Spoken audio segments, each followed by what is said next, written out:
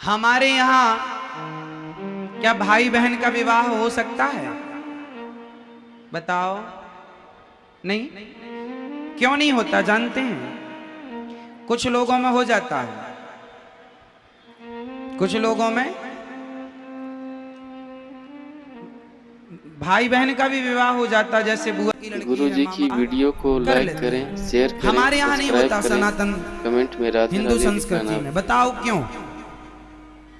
हमारे यहाँ क्यों नहीं होता भाई बहन में विवाह? बहुत सारे अन्य धर्मों में हो जाता है, क्यों नहीं होता हमारे यहाँ? हमारे यहाँ इसलिए नहीं होता। अच्छा, कुत्ता बिल्ली में भी विवाह हो जाता है। कुत्ता बिल्ली को थोड़ी पता कि ये हमारी माँ है, ये हमारी बहन है। क्यों जी? कुत्ता बिल्ली को भी नहीं पता होता।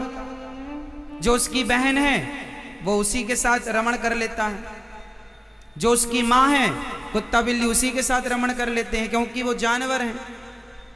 और आज यही लक्षण यदि ये है कि जो मनुष्य हैं केवल वो लोग मनुष्य कहलाने के योग्य हैं जिनके पास ये विवेक है कि क्या सही और क्या गलत है, जो सही गलत का निर्णय कर सकें। और सही गलत का विस्तृत निर्णय यदि किसी ने किया तो हमारे सनातन धर्म में, हमारे वेद पुराणों ने करके दिया कि किनसे तुम्हें विवाह करना है, विवाह किससे नहीं करना, किन के साथ रहना, किन के साथ नहीं रहना, क्या खाना।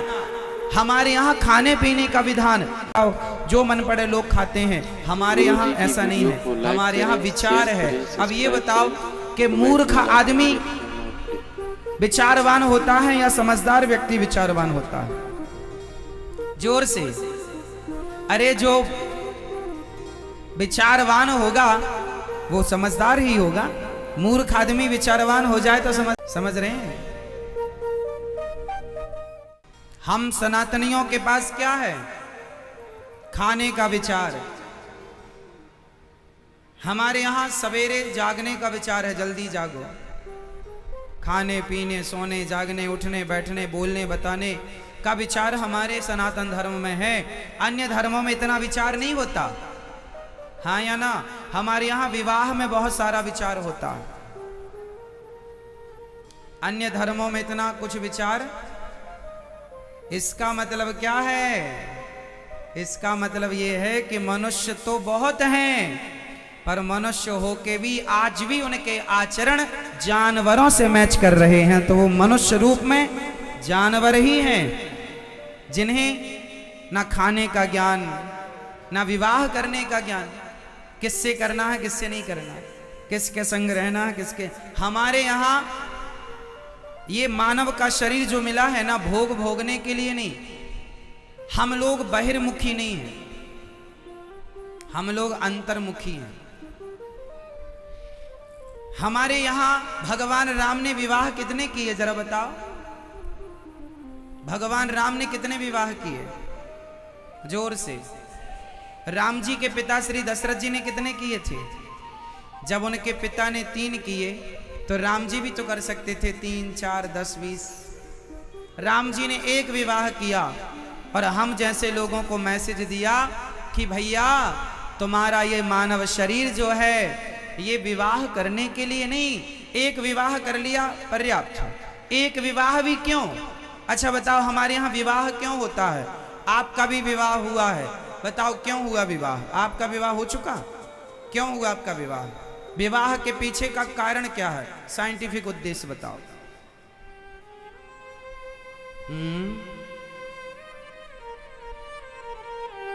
आप बताओ, आपका विवाह हुआ है? बताओ आपने विवाह क्यों किया? विवाह करने के पीछे उद्देश्य क्या था आपका? नहीं कर लिए महाराज, हमें तो उद्देश्य पता ही नहीं। अब तो आज पता चल रहा है कि ऐसा भी कुछ होता है। मैं ये बताओ, आपने विवाह किया क्यों? क्या उद्देश्य था?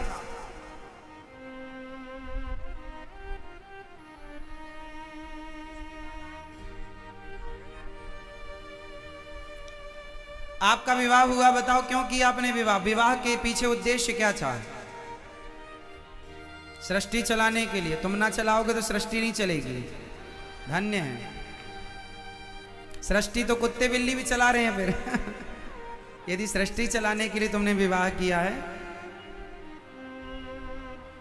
आप बताइए, कोई बताएगा विचार? इसलिए कहते हैं हमारे यहाँ विचार है, विचार। तुमने विचार किए बिना बोला, तुमने विचार किए बिना शादी की, क्योंकि विचार है ही नहीं। आप बताओ, विवाह क्यों किया आपने? परिवार के लिए? किसी का उत्तर सही नहीं है। आप लोगों के बाल पक रहे हैं विवाह के बाद से, लेकिन आज तक ये नहीं विचार कर पाए कि हमने विवाह किया क्यों है, विवाह के पीछे का उद्देश्य क्या है। सबसे पूछ लो, तुम्हारे बाप दादे भी ना बता पाएंगे। तुम तो ठीक हो कि ये सब है, पता नहीं है क्यों किए। आज हम बताएंगे कि विवाह के पीछे का उद्देश्य क्या होता है, क्या रीजन है, क्यों विवाह किया जाता है। हमारे यहाँ विचार है, और वो विचार आजकल आप लोग नहीं करते किसी चीज में। इसलिए थोड़ा विचारवान बनो, थोड़ा विचार किया करो, थोड़ा एकांत में बैठ के हर चीज का चिंतन और मनन किया करो, तो उत्तर अंदर से ही आ जाएंगे। बाहर से तुम बहिर्मुखी हो, बाहर से कुछ नहीं मिलेगा, सब भीतर है। अंतर्मुखी बनो, सब भीतर से ज्ञान मिलता है। विवाह क्यों होते हैं, हमने विवाह क्यों किया? अब आप लोगों ने तो कर लिया, पता ही नहीं क्यों विवाह किया। अब मैं बताता हूं कि विवाह क्यों किया जाता है, विवाह का मूल उद्देश्य क्या है। किस किस को सुनना है? सबको सुनना है। अभी तक पता था कि नहीं? कभी विचार नहीं गया ना इस तरफ। सब बच्चे पैदा कर रहे हैं, अपन भी करो। सब कमा रहे हैं, अपन भी कमाओ। सब खा रहे हैं, अपन भी खाओ। सब सो रहे हैं, अपन भेड़ों की चाल चल रहे हो आप लोग। सब कर रहे हैं सबके जैसे। आप अपने जैसा क्या कर रहे हैं? आपका अपना विचार क्या है? आपका अपना कोई विचार नहीं है, क्योंकि आप विचारवान नहीं हैं। आपको विचारवान बनना पड़ेगा। जब तक विचारवान नहीं बनेंगे तब तक जीवन में आनंद नहीं होता, शांति नहीं होती। जिसे कहते हैं आत्मज्ञान। आत्मज्ञान क्या है, कैसे आएगा? इन्हीं विचारों से आत्मज्ञान का बोध होता है। अभी आप समझ जाएंगे, सुनिए। विवाह हम लोग इसलिए करते हैं क्योंकि विवाह नहीं करेंगे तो हमारा मन स्त्री और पुरुष में लगा रहेगा। ये बात सबके लिए नहीं है। बड़े बड़े साधु संत ऐसे भी हैं जिन्होंने विवाह नहीं किया, लेकिन फिर भी 99% लोगों के लिए ये सिद्धांत लागू है कि आपका मन भटक रहा है। स्त्रियों का भी पुरुषों में जा रहा था, पुरुषों का भी स्त्रियों में जा रहा था। विवाह नहीं होता तो मन की चंचलता जरूरत से ज्यादा हो जाती है। तो फिर क्या किया कि हमने विवाह कर लिया। तो विवाह करने से फायदा क्या हुआ? जो हमारा मन अनेक जगह पर जाता था, अब वो हमारी पत्नी पर केंद्रित हो गया, एक पत्नी पर, और स्त्रियों का एक पुरुष पर केंद्रित हो गया। जो मन अभी बहुत सारी जगह जा सकता था या जाने की संभावना थी, तो वो मन एक जगह केंद्रित हो गया। मतलब बहुत सारे भटकाव से आप बच गए। शादी करने के बाद क्या बच गए? अब मन एक पत्नी में लगा, एक पुरुष में लग गया, एक स्त्री में लग गया। अब क्या तुम दोनों साथ में रहो और साथ में रहकर आप संसार का सुख लो, संसार के सुख का आनंद लो, और आनंद लो, भोगों का आनंद लो, और लेकर देखो, लेकर विचार, सुख लेकर कल के लिए तैयार ना हो जाओ, बल्कि भोगों का सुख लेकर ये विचार करो कि इससे हमने क्या पाया। ये विचार करो कि आज हमने भोगों का सुख भोग कर क्या आनंद लिया, इस सुख से हमें क्या मिला। विचार करो। और कल भी हम भोगेंगे तो क्या मिलेगा? कल परसों भी हम भोगेंगे, क्या मिलेगा हमें? नरसों भी हम भोगेंगे, क्या मिलेगा हमें? 1 महीने बाद भी भोगेंगे हम संसार के सुखों को, क्या मिलेगा हमें? पत्नी के साथ रहो, संसार का सुख लो, और धीरे धीरे उस सुख से मन हटाओ। ना कि उस सुख में और मन लगाओ। भोगों में मन लगाओ मत, भोग कर देख लो भोगों को कि कितना सुख मिला। कल भी तो भोगे थे, पिछले साल भी तो भोगे थे, आज भी भोग रहे हो। शादी हुई तुम्हारी 10 साल हो गए, 10 साल से यही भोग भोगते चले आए। 50 साल हो गए तुम्हारी शादी के, 50 साल से यही भोग भोगते चले आए। पाया क्या? हाथ क्या लगा? कितना सुख मिल गया तुम्हें? क्या मिला? कभी विचार किया आपने? नहीं। पत्नी के साथ रहो, और ये विचार पुरुष नहीं स्त्रियां भी करें कि तुम्हें सुख क्या मिला। पुरुष भी विचार करे तुम्हें सुख क्या मिला। इसलिए अब इसमें सुख नहीं है भैया, ये केवल तुम्हें ठगने के लिए ईश्वर ने माया बनाई है। बहुत सुख मिलेगा, मिल रहा है, क्षणिक सुख के लिए सारी जिंदगी बर्बाद हो जाती है। इसलिए गृहस्थी का मूल उद्देश्य है कि आप सुख लो और धीरे धीरे पति पत्नी दोनों अब अंतर्मुखी होकर भोगों से मन हटाकर और भगवान में मन लग जाए। फिर तुम्हारा मन, फिर तुम कपड़े उतार के रहो और बाजार में तुम निर्वस्त्र होकर निकलो, तो भी तुम्हारा मन किसी स्त्री और पुरुष को देखकर मन कभी उद्विग्न ना हो, व्यथित ना हो। इस तरह से मन की साधना करने के लिए, इस तरह से मन को एकाग्र करने के लिए विवाह किया जाता था। लेकिन आज का विवाह केवल भोगों को भोगने के लिए किया जाता है। उद्देश्य गलत हो गया, इसलिए भोगी संतानें पैदा होने लगी। पहले के लोग विवाह के पीछे मन को साधते थे, इसलिए उनकी संतानें भी योगी हुआ करती थी, भक्त और भगवान हुआ करते थे। आज तुम कुत्ते बिल्लियों की तरह भोग भोग रहे हो। केवल तुम्हें शारीरिक सुख मिल रहा है, बस इससे ज्यादा तुम सोच ही नहीं पाते, विचार ही नहीं है तुम्हारा। क्या सोचोगे इससे ज्यादा?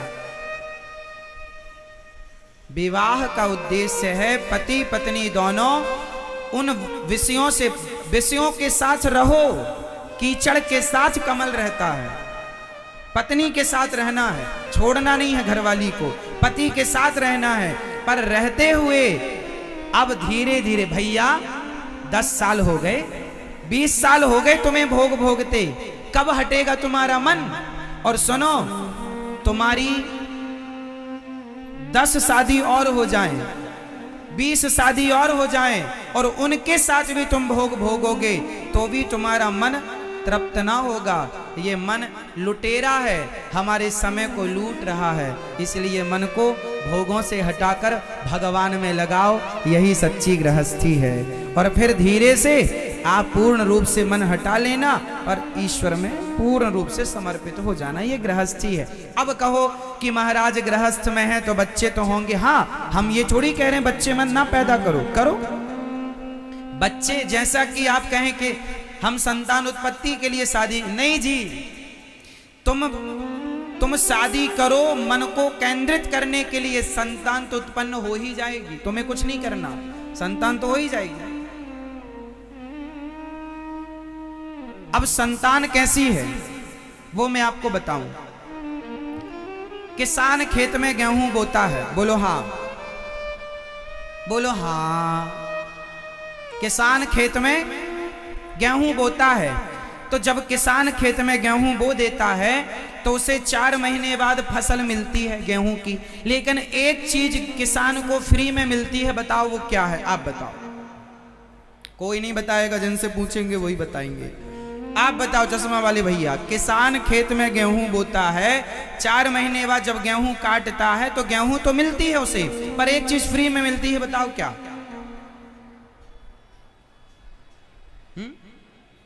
क्या किसानी करते हो आप? तो कैसे किसान हो? हाँ, क्या? भूसा। क्या? किसान ने खेत में बोया बीज, गेहूं बोया, तो 4 महीने बाद क्या कटी? गेहूं, फसल आई गेहूं। गेहूं के बदले गेहूं तो मिलेगा, लेकिन भूसा फ्री में मिलेगा। उसके लिए किसान को प्रयास करने की जरूरत नहीं है, वो फ्री में मिलता है। उसी तरह तुम भगवान को प्राप्त करने के लिए शरीर पाए हो, शादी किए हो मन को केंद्रित करने के लिए, और भगवान में मन लगाओ। ये परिवार, ये पैसा, ये बच्चे तो भूसे की तरह हैं, ये तो मिलेंगे ही, जाएंगे कहाँ। जब तुम भगवान में मन लगाओगे, शरीर का सदुपयोग करोगे, मन को साधोगे, तो ये परिवार भूसे की तरह है। शरीर मन को कहाँ लगाना है? जोर से भगवान में। मन भगवान में लगाओ, बेटा तो होगा ही। बेटा बेटी तो विकार है। भोगों के बाद जो विकार होता है वो विकार है, वो तो होएगा, जाएगा कहां। इसलिए बेटा बेटी होंगे, उन्हें भी संस्कार दीजिएगा और बड़े प्रेम से उनमें मन ना लगाओ। रुपया कमाओ, पैसा कमाओ, परंतु मन भगवान में लगा रहे, क्योंकि ये शरीर अब गया तो 84 लाख योनियों के बाद मिलेगा, मतलब करोड़ों वर्ष बाद। एक शरीर को, एक मनुष्य शरीर को पाने के लिए कितना लंबा तय करना पड़ता है टाइम।